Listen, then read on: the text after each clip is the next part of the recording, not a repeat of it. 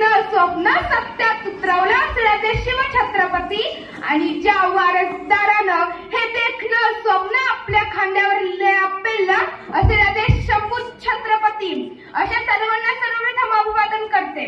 खरं तर इतिहास विसरणारी माणसं इतिहास घडवू शकत नाही आणि इतिहास घडवणारी माणसं इतिहास कधीच विसरू शकत नाही. हा एक इतिहास आहे. निरक्षर मराठ्यांचा इतिहास सुवर्ण अक्षरांनी लिहून ठेवावा इतका तेजस्वी आणि ओजस्वी इतिहास याच मातीत घडला. पण साक्षर मराठी त्यापासून वेदकाळ राहिली की काय अशी शंका कधी कधी येऊ लागते. खरं तर ज्या मातीमध्ये आम्ही राहतो ती मातीच नेमकी अशी. ज्या महाराष्ट्रात आम्ही राहतो तो महाराष्ट्र नेमका असा. मराठी मुलांचा मातीचा महाराष्ट्र, भक्तीच्या दिलाचा शक्तीच्या पलीकडेचा महाराष्ट्र.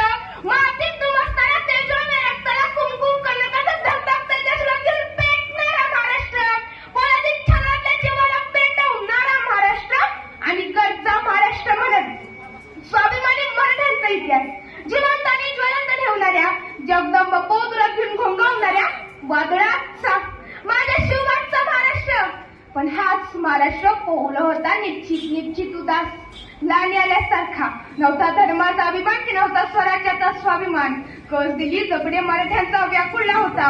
अशाच वेळी घुमला तिच्या खोऱ्यात जे झोपले तिथे खाडकात जागेत झाले, जे जागा तिथे उभेच झाले, जीव तिथे चालतेच झाले आणि चांदण्यांच्या खांद्यावर स्वराज्याच्या निशाण आले. खेड्याची अवहिशीची इच्छा दौडू लागली, मोही प्रत्येकेशा निवडू लागली आणि 750 वर्षानंतर महाराष्ट्रातलं तमाम मोनसोयत म्हटलं जाऊन हातावर करतात पेलून डावपणे खडेच टाकलं आणि रायगडावर 32 मान्याचं सोनेरी सिंहासन उभा राहिलं.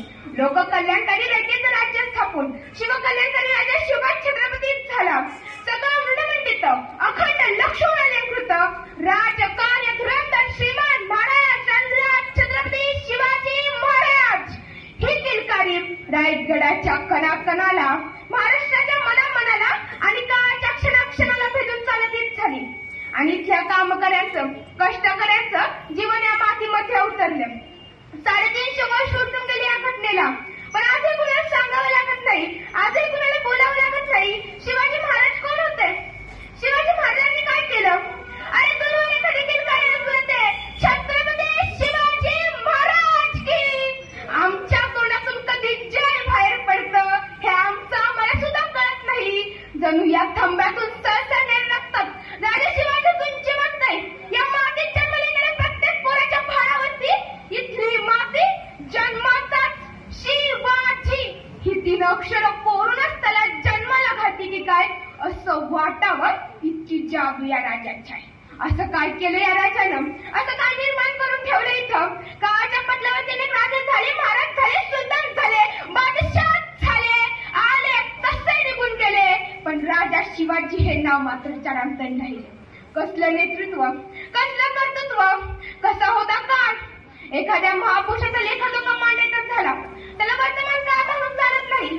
त्याला त्यांच्या काळात न्यावं लागतं. सामाजिक, आर्थिक, राजकीय परिस्थिती पाहावी लागते आणि त्या जोरावर मग त्यांचं कर्तृत्व तोडावं लागतं. एक परंपरागत मांडतो.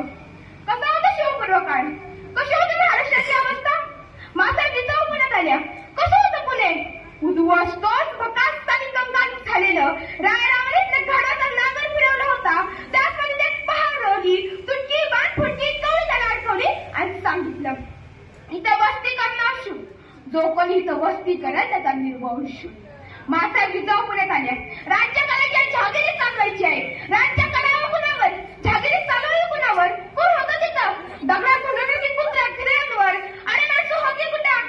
माझ्या दूर साईडच्या कड्यात खोऱ्यात दबा धरून बसलेली, जीव मुठीत घेऊन राहिलेली, जगण्यासाठी मरायचं आणि मरण्यासाठी जगायचं इतकाच टास मांडत असलेली माता जिजाऊ तिथं आल्या. आज त्याच वर्षात डोंगरदऱ्या नोंदणवर नजर फिरवली. आजूबाजूला बघितलं त्या रयतेच्या डोळ्यांना घातली साथ. या परत या गावात. रयतेने विचारलं कोणाच्या भरोशावर येऊ? तशाकडे मासाहेब तुमच्या शुभरेच्या भरोशावर या. राजे समर्थ आहेत. पण रयतेने बोट दाखवलं मातीच्या रस रोवलेले त्या पहाडेकडं. कसं यावं इथं आलो तर निर्वंश होईल. त्या तशीच झाले मासे पुढं. मातीच्या रतीची पहाड उचकटली, फिरकावून दिली. मी राहिली तर झाला माझा निर्वंश तर होऊ द्या. जिजाऊ समर्थ आहे. आणि निर्वंशाची भीती बाजूला सारून अंधश्रद्धेचे डोकं ठिकाणून देऊन माझा स्वतः शिवबांच्या संगतीने तिथे राहू लागल्या. ज्या मातीतून घराचा नांगर फिरला होता त्याच मातीत जिजाऊंनी शिवबांच्या हातून सोन्याचा नांगर फिरवला. इथली माती जशी नांगरली तशी इथल्या माणसांची मनही नांगरली. इथल्या मातीत धान्याचं बीज पेरलं तसं इथल्या माणसांच्या डोक्यात स्वराज्याचं बीज पेरलं. आणि बघता बघता इथली माती आणि इथली माणसं उपजाऊ झाली. माणसं विश्वासाने गावात पडू लागली, घरात गुजबुजू लागली, गावात गजबजू लागली. बघता बघता रजेसमोर प्रश्न वर ठाकला. गावात तर आलो, घरात तर आलो, पण खावं काय, प्यावं काय, अरे शेती करावं तर पेरावं काय, काय आहे का आपल्याकडं? आणि मग त्यावेळेस प्रश्नाच्या खोट्यात अडकलेला शेतकरी आला, मासाहेबांकडे गेला. सांगता झाला, मासाहेब तुमच्या चांगले हुकूम, गावात तर आलो, घरात तर गेलो, पण खावं काय, प्यावं काय, अरे शेती करावी तर पेरावं काय, काय आहे काय आमच्याकडं? आणि मग त्यावेळेस महाराष्ट्रातली पहिली सहकारी संस्था उभी राहिली. ज्या सहकारी संस्थेचं नाव होतं स्वराज्य. आणि त्या सहकारी संस्थेच्या संस्थापिका होत्या मासाहेब जिजाऊ. त्या सहकारी संस्थेतून इथल्या शेतकऱ्यांना बियाणे दिली, खते दिली, बैल जोड्या दिल्या. बघता बघता शेतकरी रानात गेला, पेरणी झाली, मातीच्या डोक्यातून हिरेकम डोकावू लागले, वाऱ्याबरोबर हलू लागले, उन्हाबरोबर झुलू लागले. बघता बघता भरू लागले. मोत्यासारख्या राण्याची कच्च लगडली. शेतकरी आनंदित झाला. कष्टाला फळ आलं.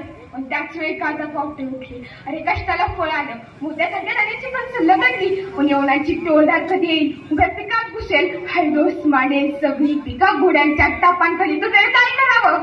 आणि मग भेदरली वेळ आली शिवबांकडं. सांगते